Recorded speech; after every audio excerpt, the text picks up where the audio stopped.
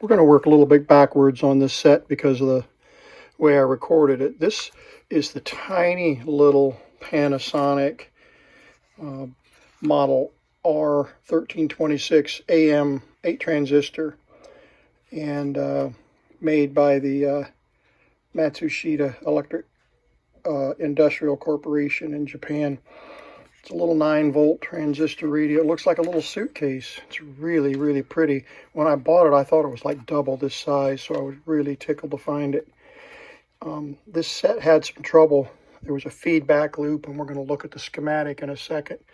And the volume control switch was broken. There wasn't any volume cutoff control switch. The phenolic piece had broken, and there was a piece laying down inside.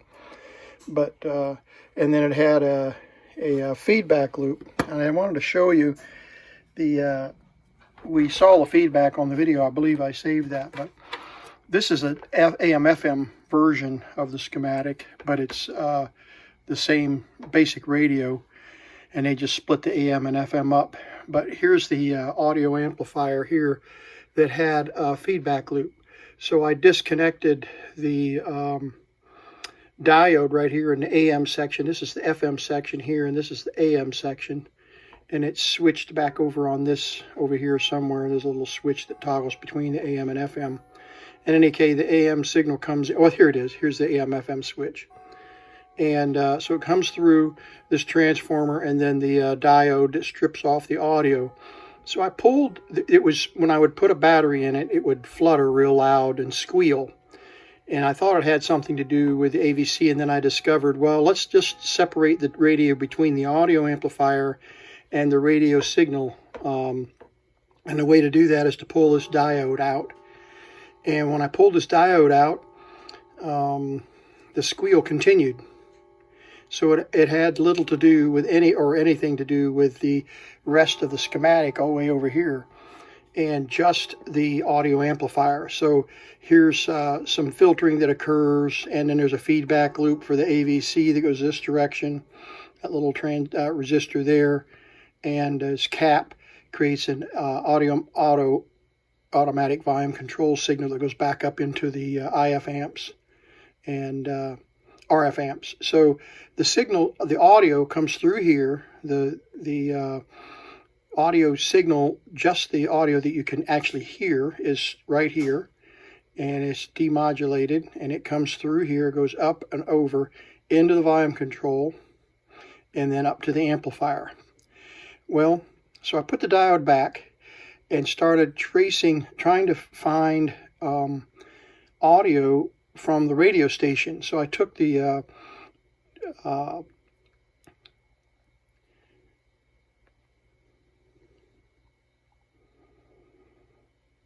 audio signal generator,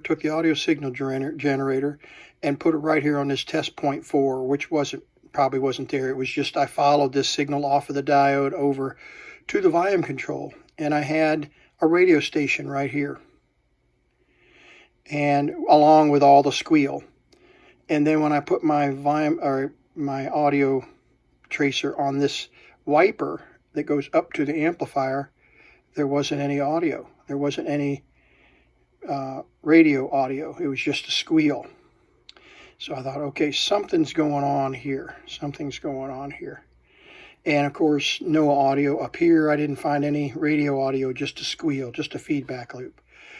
All right, what I discovered was that the volume control was open. I'm not sure the carbon tracing was open. I'm thinking that this wiper was, although the volume would turn up and down, would adjust. When you would adjust the volume up and down, the squeal would change frequency. I'm thinking that this part of the wiper was open. So the audio would come around here, and I'd get audio right there. But then when I came across the trace to the center wiper, nothing was there. But this part of the trace was working, because when you would adjust the volume up and down, it would change this frequency of this circuit, and it was creating a feedback loop of some kind. I don't know why it would create a feedback squeal in a motorboating, but it did. So what I did was simply coated this with deoxit and let it set for a day. And when I came back the next day, all I did was plugged in a battery right here, and the radio started working. It was just simply that this pot was open, corroded and open. And after I put the set back together, I could adjust the volume up and down, and I'd find some breaks in the audio. And but if I could wiggle it back and forth, it would kind of clean up. So we're going to check it right now. I haven't checked it in a couple of days, but we're going to check to see if we've still got a decent, clean audio. I did replace all of the electrolytic caps in the radio just to be sure that we didn't have any trouble. And I did improve the audio gain by doing that. I think there were 4 in there, 4 or 5. We've got another little tiny transistor radio here. And it's much smaller than what I was expecting. Looks like a little suitcase, doesn't it? But let's see, compared to a C battery, you can see how tiny it is, or a transistor radio battery. Get one here. Here we go. So you can see how small it is. And it's a beautiful little set. There's 2 screws missing here. Don't know if there's anything in the packaging. Don't see any. So we'll have to replace those 2 screws. And that'll hold the case together. And then there's a way to open this. Let's see here. There we go. Just pops out, and it's tied on there. And it has a battery attachment. So let's just hook it up. Let's just hook it up and see if we get any sound.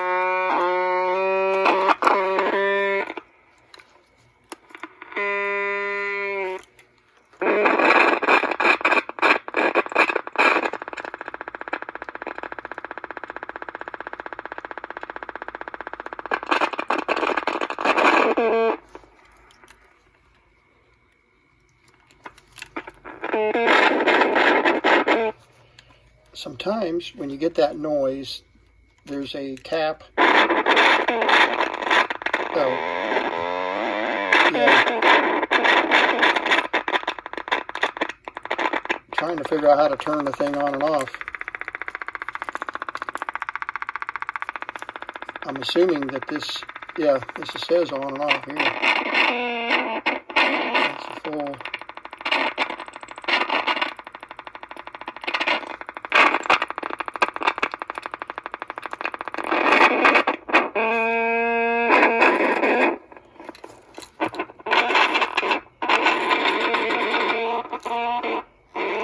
Okay, so the switch is bad. Yeah, I can't feel the switch moving. And what I started to say was, yeah, we got a broken piece here on the case. That's too bad. But it's such a beautiful little thing, isn't it? 1326, R1326, Panasonic. Isn't that gorgeous? So let's pull the cover off, and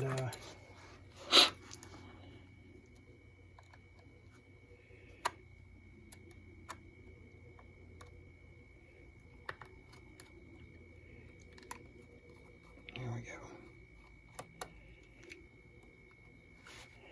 I've got I built an escapement clock thing. I'll show it to you later. And finally got it assembled at 30%. I printed it at 30% size. And anytime you do that with these 3D prints, you take a chance of things not lining up correctly. And all right, I don't know how to take this apart, so we're just going to have to be careful. Let's see, is that just going to pop off there? Yeah, it's trying to, and I don't know if this wraps around. Kind of hard to say.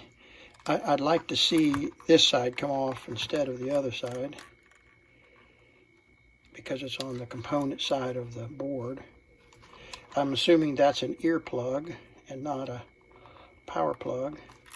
So we have a, oops, we have it trying to come open here, right there.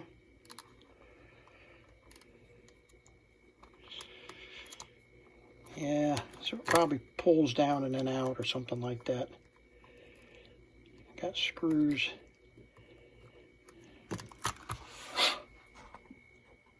Okay.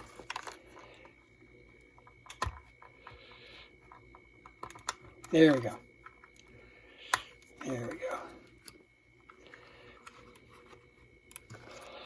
And this probably, yeah, we're going to have to take this. We're going to have to take this knob off. There it goes. It just pops right off. Okay.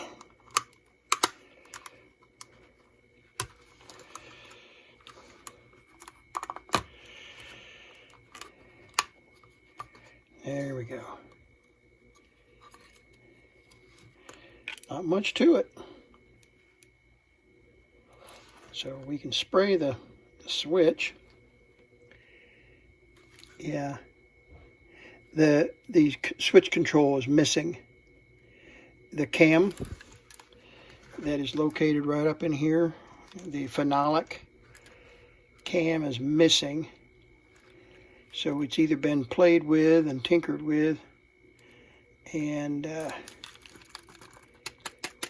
it didn't fall out when we opened it up, but I can find a cam to fit this switch, but that's the only way it'll turn on and off, or will turn off. It'll stay turned on. So let's spray that and get rid of that crackling noise. And just work this for a minute.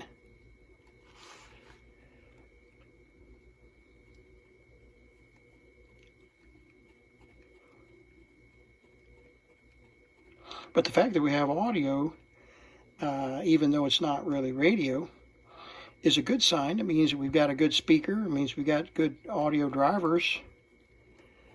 And we've got a few good caps that are passing audio. All right, let's see if we got rid of any of that scratch now.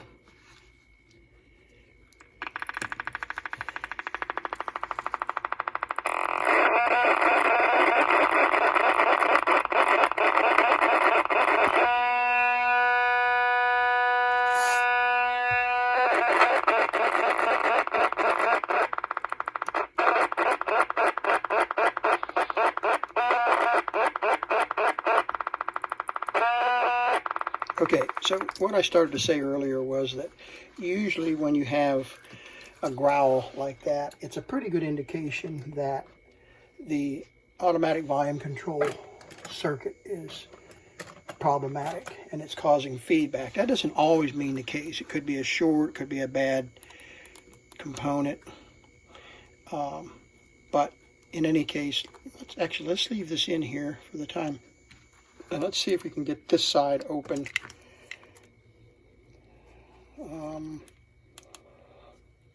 It may have screws.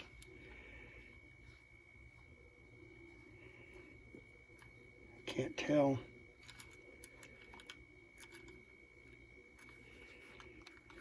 Start at the bottom.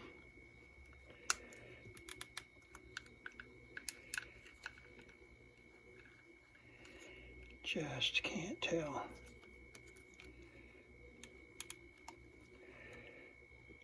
A little wider blade. Let's see. No, not going to push out.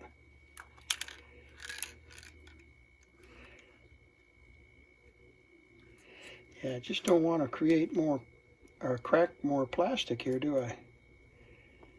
Yeah, it's not coming out. At least not easily. And I don't know if this inner plastic rail is part of that black plastic or what.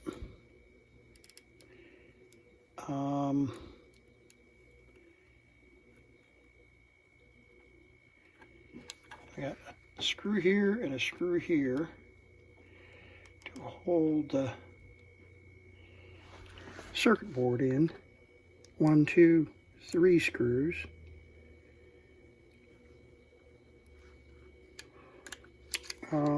Guess we could try to pull out the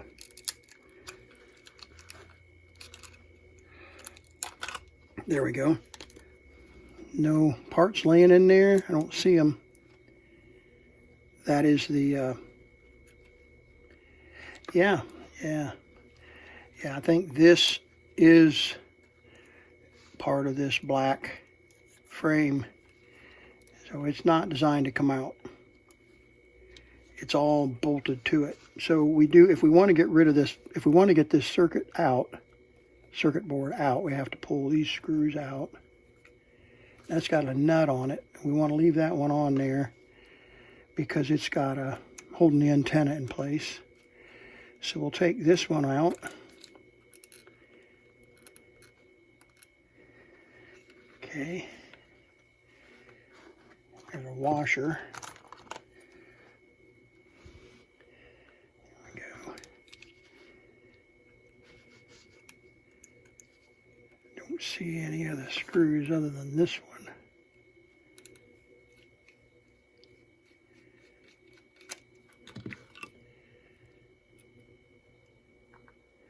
So that's the red screw. I don't know why it's special. Okay. So the whole thing should come out now.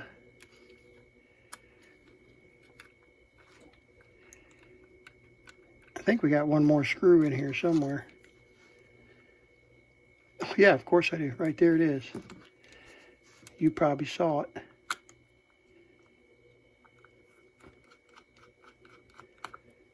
Wondered, usually you'd have 3 or 4. Okay, that's a short one. So we got a long one over here. I got the red one over here and the red one over here. So now it should just lift out. And it does. Kinda.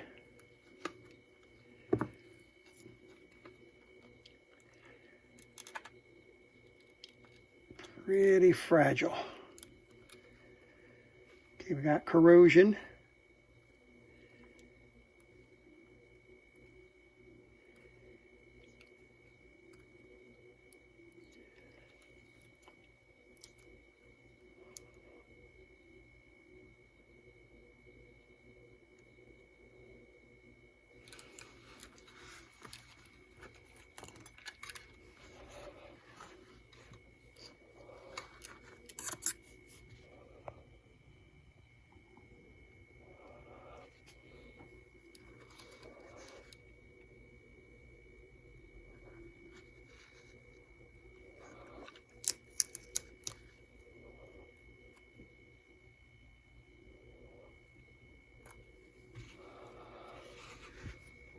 Okay, there is some corrosion here, and I don't know what that's going to impact.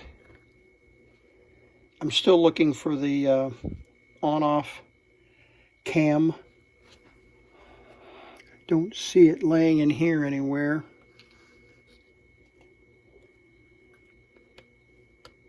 And I don't see it, doesn't look like it's fallen off up in here. I can't tell, honestly.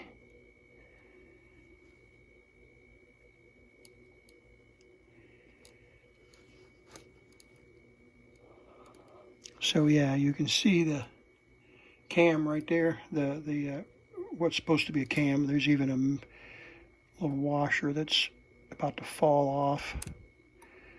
Don't know if we can get it.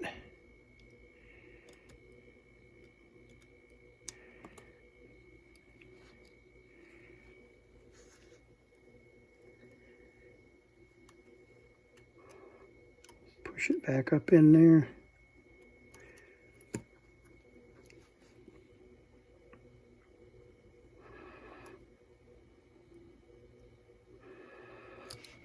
I was hoping we would see that cam, but we can print one if we don't have one handy. So we could have some corrosion that's bridging the circuit board, and that's where we're getting that growl.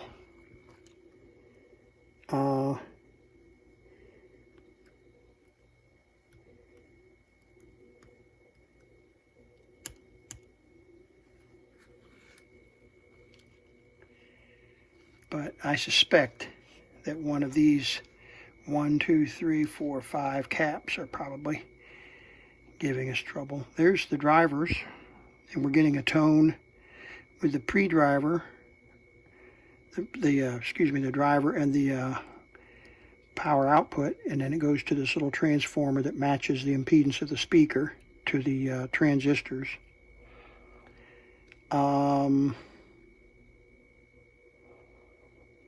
So I guess we could start with these 3 caps and replace them. You always avoid doing a whole lot of soldering and desoldering on these sets because the foil printed circuit traces are pretty fragile. So I was just sitting here trying to decide if I wanted to go to a lot of work and replacing caps, but I decided to go ahead and replace the caps, and so I could eliminate that possibility of a problem, at least in the future, if not right away. So I went ahead and decided to go ahead and replace those 4 or 5 electrolytic capacitors, and we'll see where we ended up. We'll replace these caps off camera, and we'll get this working. And we'll have to do something with the power. A 3D print a cam that will turn that power on and off. There's the little switch right there. I'm going to pull it up and you're going to turn it on and off. It's spring loaded just like that. And that's what turns the radio on and off. It's a very common thing. And I don't have any radios that non-working. It's kind of funny. I've got a bunch of transistor radios and I got them all working, and I don't want to steal any parts out of them. But we'll have to do something. Either 3D print a cam and then fit it in there, or we'll have to rob a cam off of another switch somewhere, and I don't have a switch handy that I can think of. I could buy one with a cam on it, but we can get the cam orientation just right, because it's a slotted screw. The shaft that turns has a flat spot on one side, so it's got orientation slot, so you can get it turned the right way, and then it'll turn the power off right there. Now that solution has soaked a little bit, let's just see if we have got any improvement in the squeal. Nope, still do.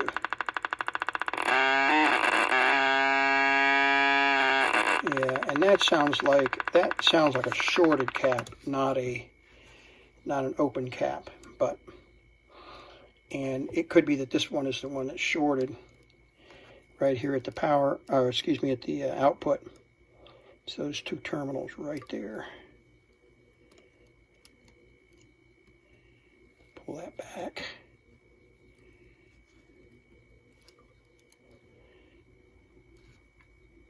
I think it's those 2 terminals right there. We could try putting a bridging one. Let's bridge it.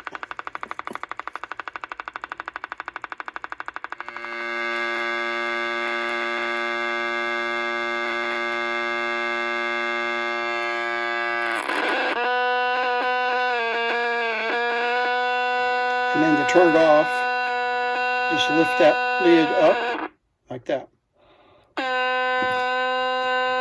Okay. So as I said, I just continued to work with this and use the signal generator to track down the audio signal, and began to isolate the problem in the volume control area. So I removed the volume control completely out of the set, other than disconnecting the wires. And then when I disconnected the wires and used an ohm meter, I discovered that part of the volume control was open. And so this is the result of the repair I got a click here. There we go. And it's got great audio. I mean, it'll blow your eardrums out. Now, there's only a couple stations coming in this morning here. I think I can get...